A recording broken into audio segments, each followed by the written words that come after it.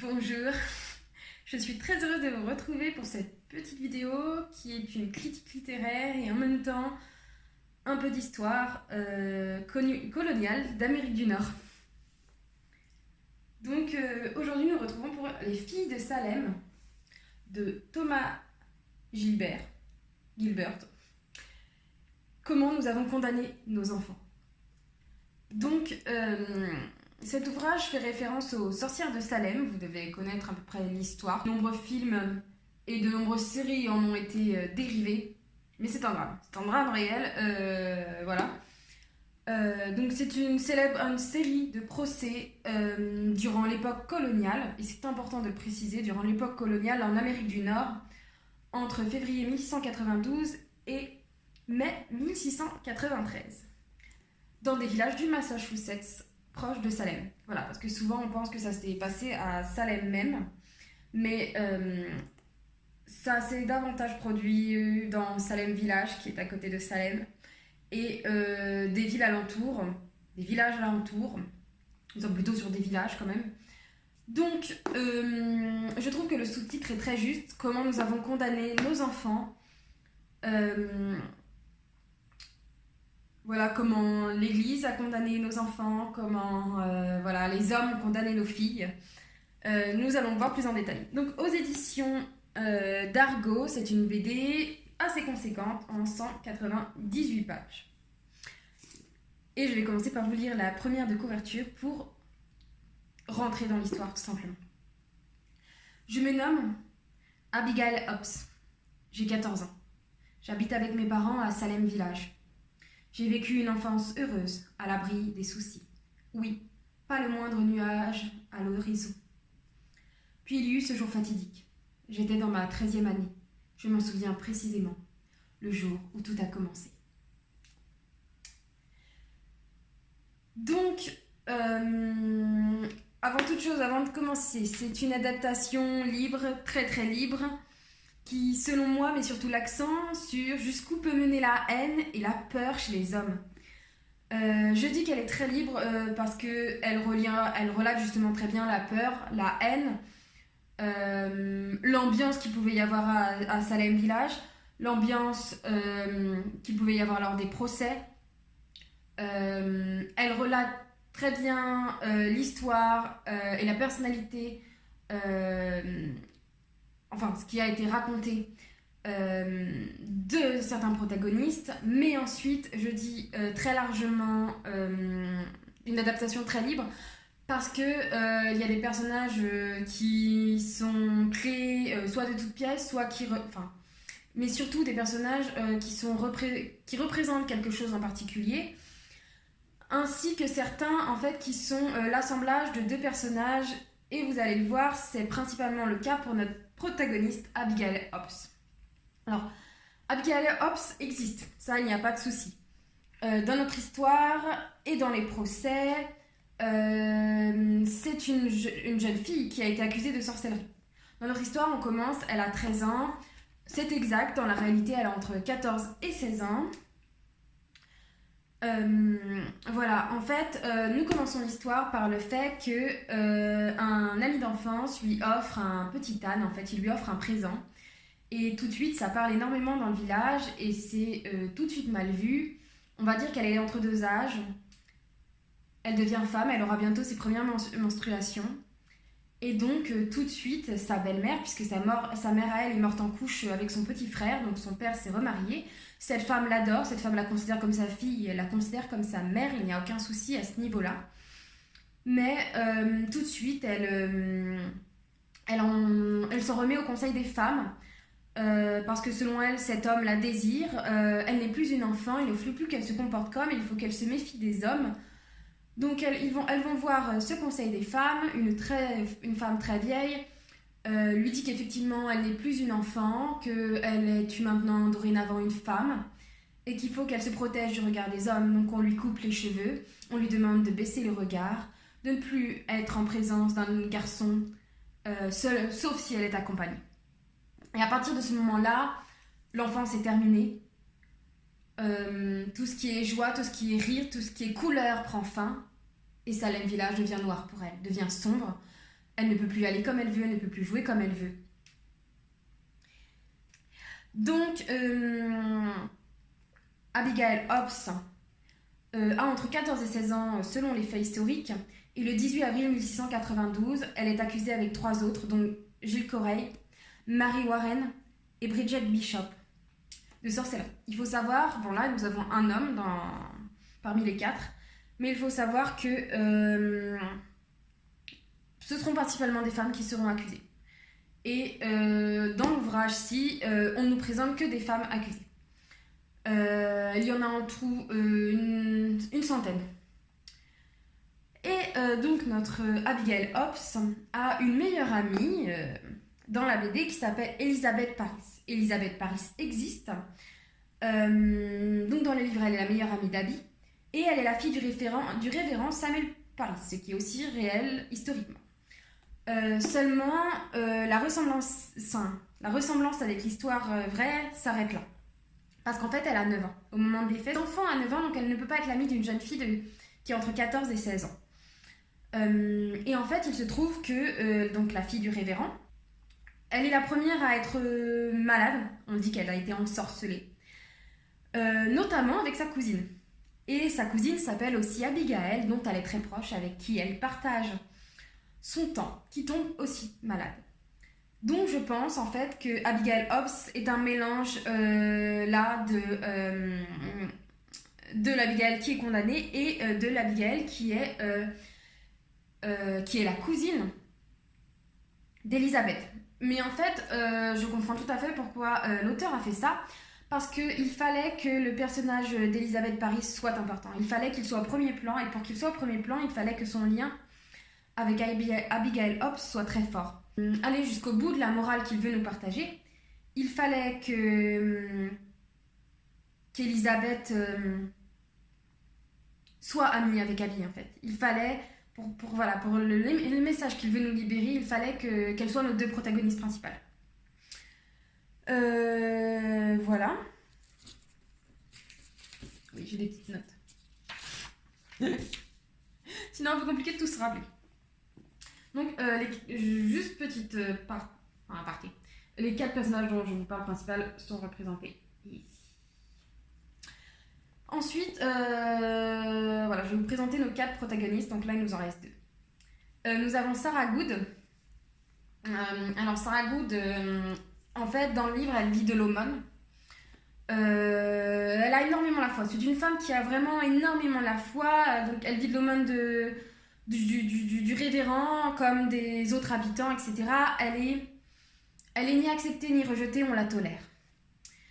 Et en réalité, c'est ce qui vous verrez dans le livre, voilà aussi, elle est accusée de sorcellerie, justement par, ça c'est très différent aussi du livre, par Elisabeth et Abigail, sa cousine. Mais étant donné que ce ne sont pas les mêmes personnages dans le livre, on ne pouvait pas la faire accuser par ces deux-là, qui sont plutôt du style à la défendre. Et enfin, nous avons Bridget Bishop. Dans le livre, elle tient la taverne du village avec sa mère. Alors, d'un côté, en dehors de la taverne, c'est mal vu. Elle est mal vue puisque ce sont 2 femmes sans hommes qui tiennent une taverne à une époque où nous sommes très très religieux. Et à la fois, c'est le plaisir des hommes. Les hommes sont très contents d'y aller le soir. Ils sont très contents de lui sortir des blagues salaces. Voilà. Et ça aussi, c'est dans la réalité, elles sont anglaises. Elle est née en Angleterre, Bridget Bishop. Et ce sont les seuls catholiques du village. Les Américains sont chrétiens, mais pas catholiques. Elles sont anglaises et catholiques. Donc en réalité, c'est l'une d'elles qui est accusée. C'est l'une de ces femmes qui est accusée de sorcellerie. Dans le livre, elle a un début de vingtaine, ou une vingtaine avancée tout au plus, mais elle est très jeune quand même. Alors qu'en vrai, au moment des accusations, elle est, je pense, beaucoup plus âgée, puisqu'elle a été 3 fois mariée. Elle a eu plusieurs enfants, seulement un qui atteint l'âge adulte. Et le fait qu'elle soit 3 fois mariée, je pense que il a voulu faire les choses autrement dans le livre, c'est tout à son honneur, mais je pense que c'est très important parce qu'une femme 3 fois mariée, dont 3 fois veuve, je pense pas que ce soit très bien vu. Ça arrive, encore plus à l'époque, je suppose. Mais voilà, et elle a déjà été accusée une première fois, puis acquittée, pour avoir ensorcelé son second mari jusqu'à la mort, et c'était en 1679. Et je pense qu'elle est largement plus vieille que l'histoire, puisque quand elle décède, bon là je vous le dis, hein, au moment des procès, même si ce n'est pas comme ça que c'est dit dans le livre, hein, c'est pas comme ça que ça se passe, vous verrez bien. Sa fille a déjà un début de vingtaine. Voilà. Pour nos quatre protagonistes, je ne vous en dis pas plus sur leur histoire, vous irez vous renseigner sur les sorcières de Salem, sur le procès de Salem, et vous lirez le livre, sinon je vous raconte tout. Alors, pour en venir au fait du livre, comme je disais, je trouve ça génial vraiment, le sous-titre «Comment nous avons condamné nos enfants» et comment il apporte, la morale qu'il apporte, la manière dont il l'amène.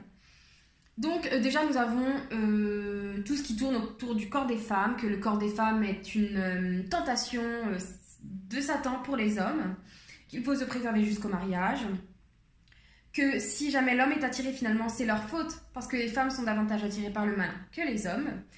Voilà, et nous commençons vraiment l'histoire là-dessus, puisque nous commençons avec le fait que le corps d'Abigail change, qu'elle devient une femme, sur le plan hormonal évidemment, puisque ce n'est qu'une enfant. Et ça poursuit tout le long du livre, et c'est la réalité, c'est que finalement si des femmes ont été accusées, c'est parce qu'on les prend pour plus faibles, plus facilement tentées par le diable. Voilà. Ensuite, les Indiens, le fait que nous sommes en plein colonialisme, c'est très important parce qu'en fait Salem est entouré d'Indiens à cette époque-là. Les habitants, les colons, ont tendance à penser que les Indiens sont des êtres qui sont tentés par le malin, qu'ils sont mauvais, puisqu'ils ne sont pas convertis au christianisme, ils ont des fautes à abjurer, ils sont salis par le péché, ils ne sont pas du tout dans le droit chemin. Et les entrevues en plus avec la culture indienne, le folklore indien, le travail de l'imagination va beaucoup jouer là-dedans. Ça va créer des peurs, ça va créer des malentendus. Voilà, et notamment, chose très importante, elle figure dans le livre et elle est réelle. J'ai plus son nom là, mais notre révérend a une servante indienne qui justement va raconter aux petites, là dans notre histoire va raconter à Abigail et Elisabeth le folklore indien, des histoires indiennes, les croyances indiennes, la création du monde par les Amérindiens. Et c'est ce qui se passe aussi dans la réalité, à notre Elisabeth et notre Abigail de la réalité. Et on pense que c'est l'une des raisons qui fait qu'elles ont accusé des gens de sorcellerie, c'est que elles ont 9 ans hein, dans la réalité, donc ça a fait travailler leur imagination, ça leur a fait naître des peurs. Et d'un autre côté, nous avons à cette époque-là beaucoup de crainte, mais la crainte du Seigneur, pas la crainte du Seigneur comme on la voit aujourd'hui, la crainte du Seigneur où il faut le craindre, il fait peur. Attention, le diable est partout, attention, chaque chose est d'un risque de chute. Donc, tout ça fait que ces petites filles vont avoir énormément d'imagination, elles vont imaginer plein de choses, et puis on est à une époque aussi où les enfants ignorent tellement de choses, il y a tellement de choses qu'on leur cache, qu'elles peuvent imaginer tout et n'importe quoi sur tout et n'importe quel sujet. Donc, elles vont... je pense que l'imagination va beaucoup jouer dans les accusations. Voilà. Il y a aussi quelque chose qui est bien notifié dedans. Je ne sais pas ce qu'il en est en réalité. Je n'ai pas poussé plus loin. L'argent qui manque aux rivières. Le fait qu'il manque d'argent crée des tensions lui-même. Donc, comment va-t-il ramener les habitants vers la foi? Parce que les habitants se méfient de plus en plus. Les habitants se disent... on lui a donné l'argent pendant tant de temps, ça n'a rien donné, on n'a pas assez de récolte, ça ne va pas, où est le Seigneur? Et pourtant, on lui a donné notre argent hein, au prêtre. Donc voilà, il est tendu, ce révérend. Il est tendu déjà lui-même. Et ensuite, comment va-t-il pouvoir ramener les gens à croire? Comment va leur faire-t-il craindre le Seigneur pour que les habitants renflouent ses caisses? Clairement, c'est ça. Et enfin, suite à cette crainte, à cette haine qui monte, à cette peur qui monte, il y a des faits divers qui arrivent, parce que ça arrive, comme par exemple nous avons un moment c'est raconté dans la BD, nous avons un agneau qui naît siamois en fait, et la mère meurt en couche, et cet agneau est pris comme un message du diable en fait. Cet agneau est tout de suite perçu comme un message du diable. C'est Satan qui est là, regardez, voilà, il s'en prend au bétail maintenant. Notamment, voilà, je trouvais ça, vous voyez peut-être pas jusque-là, c'est peut-être trop loin, mais je vais vous le lire. Je l'ai imprimé parce que je trouvais ça justement très très juste. Donc là, nous avons le révérend qui sort avec des habitants et des chiens de chasse pour aller chercher le diable, pour aller chercher les Indiens, pour pouvoir extirper le mal du village. Plutôt que de chercher le diabolique en nous, traquons celui qui nous semble étranger. Je trouve ça vraiment très juste parce que c'est exactement ça. En fait, ce village a le diable au corps d'une certaine manière, puisque ces gens vont se mettre à traquer des innocents, à traquer notamment une partie du village, notamment les femmes, et à traquer les étrangers, même si en vrai c'est eux les étrangers sur le sol. Mais bon, ça c'est encore autre chose. Mais voilà, au lieu de chercher ce qui ne va pas chez nous, pourquoi nous percevons les choses comme ça, quelle crainte avons-nous, quelle peur avons-nous, quelle haine avons-nous, il est plus facile d'aller le chercher chez l'autre, d'aller accuser l'autre. Et enfin, je voulais vous parler des dessins. Alors, le code couleur est génial en fonction des situations. Notamment, voilà, au début, nous avons beaucoup de couleurs chatoyantes, puisqu'à ce moment-là, elle est encore dans l'enfance, elle est dans la joie, notre petite Abigail. Et puis,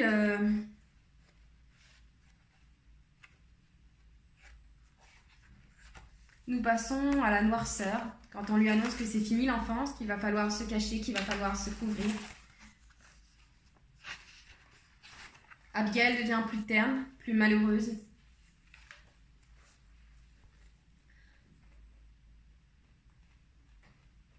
Puis, à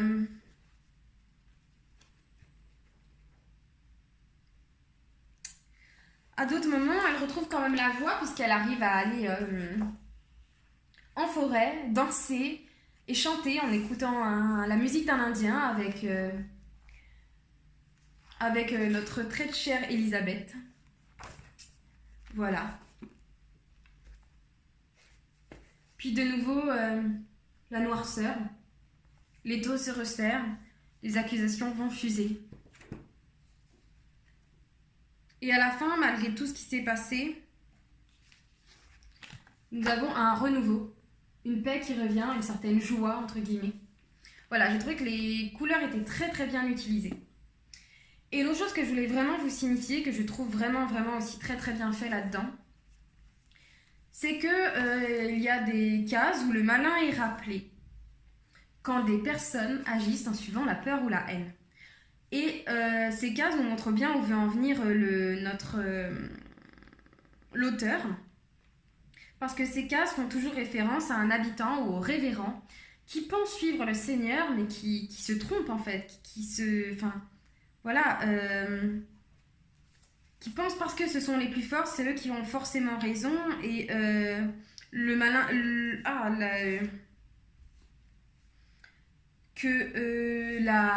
le Dieu est forcément de leur côté et Satan de l'autre côté. Voilà. Et donc voilà, comme là par exemple, c'est assez noir, mais là voilà, il y a des petites cases comme ça par moment où d'un seul coup le malin est rappelé et on sait tout de suite de quel camp entre guillemets l'auteur parle. Ça, j'ai trouvé ça vraiment très très bien fait. Voilà, je me disais, ils pensent servir Dieu, mais ils servent le diable. Et donc pour finir, je voulais juste vous donner quelques explications qu'on a aujourd'hui, quelques pistes par rapport pourquoi il y a eu autant d'accusations, pourquoi des gens ont cru voir des choses et d'autres.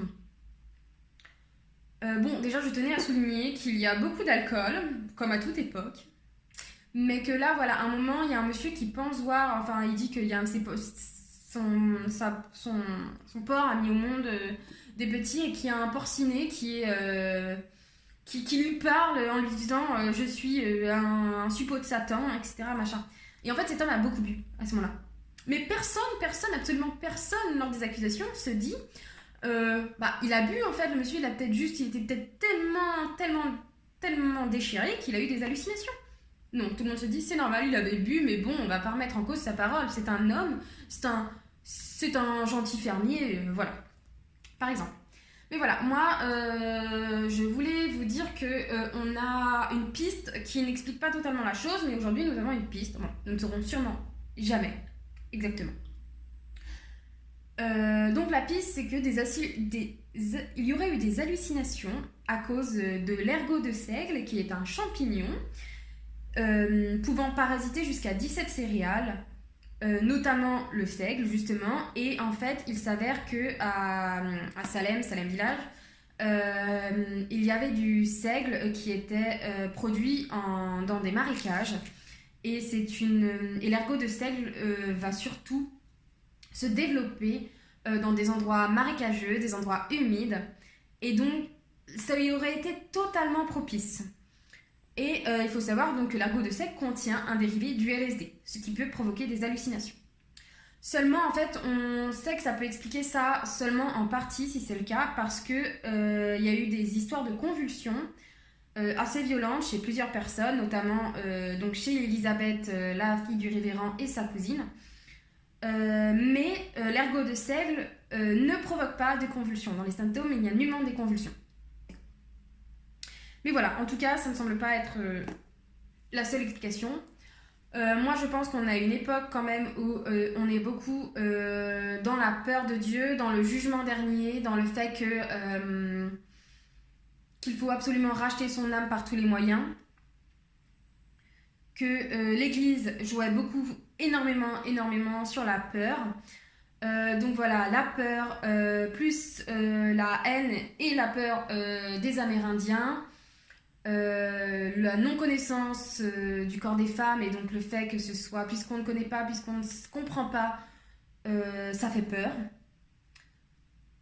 La peur est montée et à la tête de certaines personnes, ça en a embrigadé d'autres qui étaient des suiveurs. Et de fil en aiguille, ça peut créer beaucoup de conflits. Et voilà, je trouve ça... Voilà, et en fait, ça a renforcé... Comment dire? Je trouve vraiment que ça a renforcé le poids de l'Église dans la plupart, dans à peu près... dans toutes les institutions, dans tous les domaines de la vie. Parce qu'on voit bien, durant le procès, qu'en fait, le juge qui vient là et qui doit délibérer, en fait, est sous la coupe du révérend. Donc voilà, on voit vraiment que c'est le prêtre qui a le dernier mot. Et c'est par cette peur, par ça, que des générations et des générations de gens ont vécu dans la peur, ont été condamnés à suivre des préceptes absolument pas justes, absolument pas ajustés. Parce que voilà, clairement, le Dieu qui est représenté à cette époque-là n'est clairement pas mon Dieu. Tout simplement. Et de tas de gens aujourd'hui. Voilà, enfin... Surtout des femmes, on a condamné des femmes à vivre sous le joug de Marie, à vivre sous le joug de l'Église, à être cantonnées à la peur et à la soumission pendant des siècles encore et encore. Enfin, parce que franchement, il y a au moins 3-4 siècles qui sont passés ensuite avant qu'on en arrive aujourd'hui. Mais voilà, mais sinon je vous le recommande vivement. C'est une très belle BD qui relate bien, en tout cas, même si tous les faits ne sont pas exacts, qui relate bien l'ambiance de l'époque, qui relate bien l'ambiance des procès. Voilà, ce qu'étaient les sorcières de Salem, qui ne sont absolument pas des sorcières, évidemment. Et je voulais juste vous montrer, j'ai imprimé quelques représentations du procès, parce qu'on n'a pas les photos à l'époque, évidemment. Là, voilà, nous sommes sur la pendaison. Sur une pendaison, vous pouvez bien voir, voilà, avec les charrettes. Voilà, avec 2 colons, vous voyez bien, en plus, les colons à cette époque-là, c'est assez... c'est vraiment assez... comment dire une seule et unique représentation, quoi. Ils sont vraiment habillés d'une certaine manière, assez très guindés, très sérieux. Attends, hop.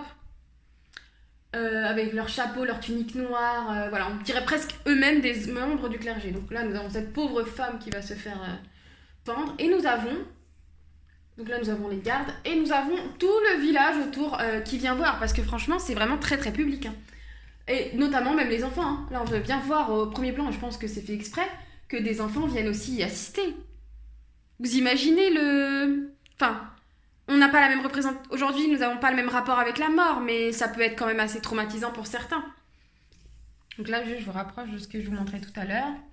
Là, nous avons une représentation du procès, et nous avons plein de gens qui assistent au nouveau procès, nous avons les gens qui s'en occupent, et nous avons une des enfants qui, je pense, représente justement Elisabeth ou Abigail, sa cousine, en convulsion.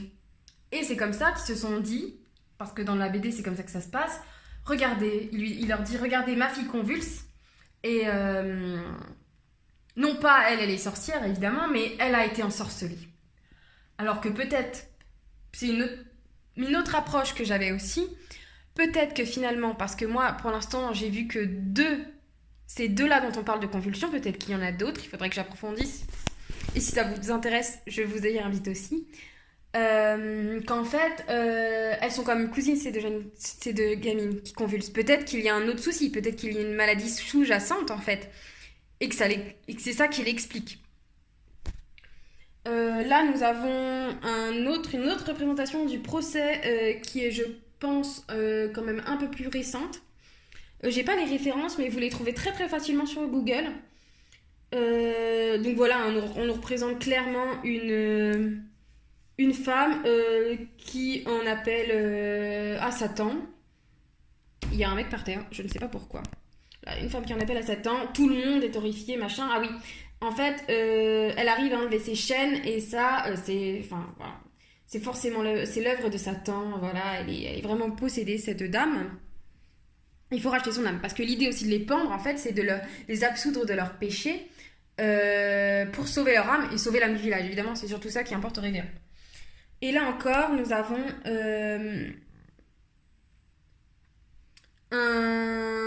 une accusation qu'on présente à cette dame. Il y en a plusieurs en plus. Vous voyez, ça c'est pour l'attraper par le cou si jamais elle veut s'enfuir. Dame très âgée, hein, qui revient d'aller chercher la nourriture ou des plantes. Et voilà, on lui présente un chef d'accusation contre elle, et il faut qu'elle se rende...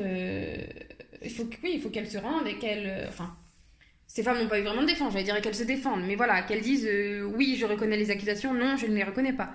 Mais grosso modo, elles n'ont pas vraiment eu leur mot à dire. Voilà, j'espère que ça vous aura intéressé. Moi, ça m'a fait grand plaisir de faire ça. J'ai adoré lire, j'ai adoré me renseigner. Voilà, j'espère vraiment que ça vous a fait grand plaisir parce que moi, je me suis éclatée à le faire. Bonne journée.